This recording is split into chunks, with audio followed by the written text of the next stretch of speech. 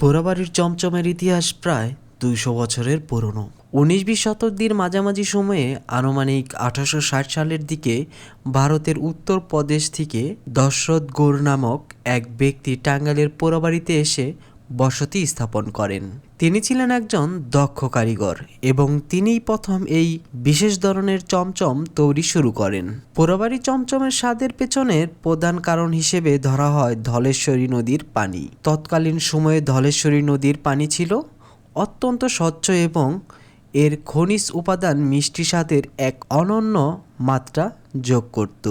বলা হয়ে থাকে অন্য এলাকার কারিগররা একই রেসিপি ব্যবহার করেও ঠিক পোড়াবাড়ির মতো স্বাদ আনতে পারতেন না।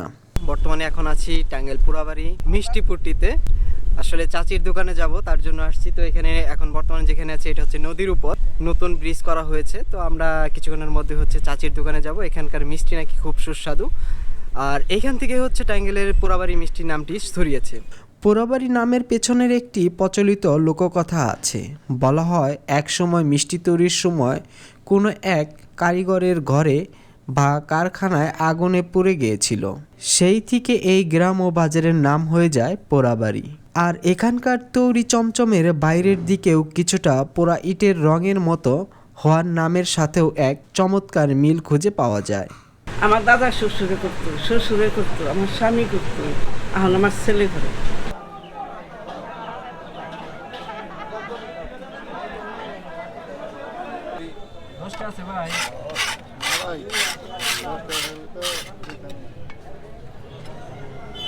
পোড়াবাড়ির মিষ্টি আসলেই নামকরা মিষ্টি, যেটা টাঙ্গাইল জেলার মধ্যে বা পুরো বাংলাদেশের মধ্যে বিখ্যাত। আসলে অনেক ভালো মিষ্টিটা। কিন্তু আমার এইখানে একটু হচ্ছে কনফিউজ, এই এরিয়ার নামটা হচ্ছে পোড়াবাড়ি কেন রাখা হয়েছে সেটা সঠিক আসলে আমি জানি না। এখানে কোনো বাড়িতে কি আগুন ধরে পুড়ে গেছিলো, সেই অনুসারে পোড়াবাড়ি রাখা হয়েছে কিনা সেটা হচ্ছে জানার চেষ্টা করতেছি।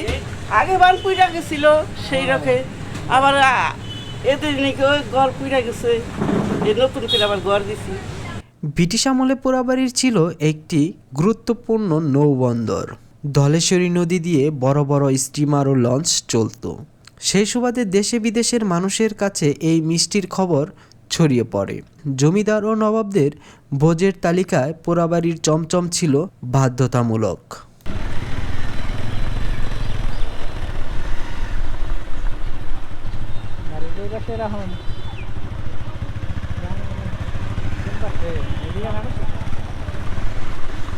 পোড়াবাড়ির সমৃদ্ধির শুরু 1808 সালে, যখন একে একটি নদীবন্দর হিসেবে গড়ে তোলা হয়।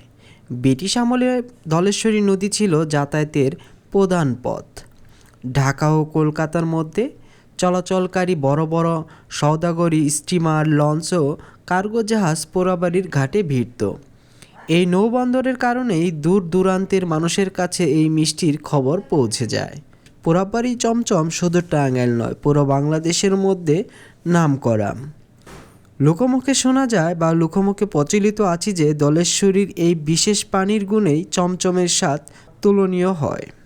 নদীর পানি ও খাঁটি গরুর দুধের সংমিশ্রণেই তিনি যে চমচম তৈরি করেন তা অন্য কোথাও হুবহু নকল করা সম্ভব হয়নি। কারিগরদের মতে এই পানির খনিজ উপাদানই চমচমের সেই বিশেষ টেক্সচার এবং স্বাদ তৈরি করে।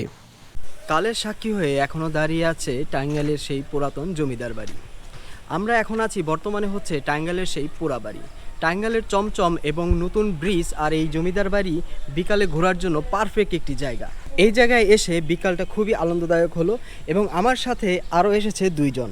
একজন হচ্ছে রিলস ভাই, আরেকজন হচ্ছে আকবর ভাই। তো তারা এখানে অনেকগুলো ফটোশ্যুট করেছে। যদিও ধলেশ্বরী নদী এখন আগের রূপ হারিয়েছে এবং পোড়াবাড়ির গ্রামটিও আগের মতো জমজমাট নেই, তবে টাঙ্গাইল শহরের পাচানি বাজার এখন আসল চমচমের কেন্দ্র হয়ে দাঁড়িয়েছে। কোনো একটি দিন টাঙ্গাইল পাচানি বাজারের ভিডিও নিয়ে কোনো একটি প্রতিবেদন করব। দশরথ গৌড়ের উত্তরসূরিরা ছাড়াও অনেক কারিগর এখন সেই ঐতিহ্যকে টিকিয়ে রেখেছে।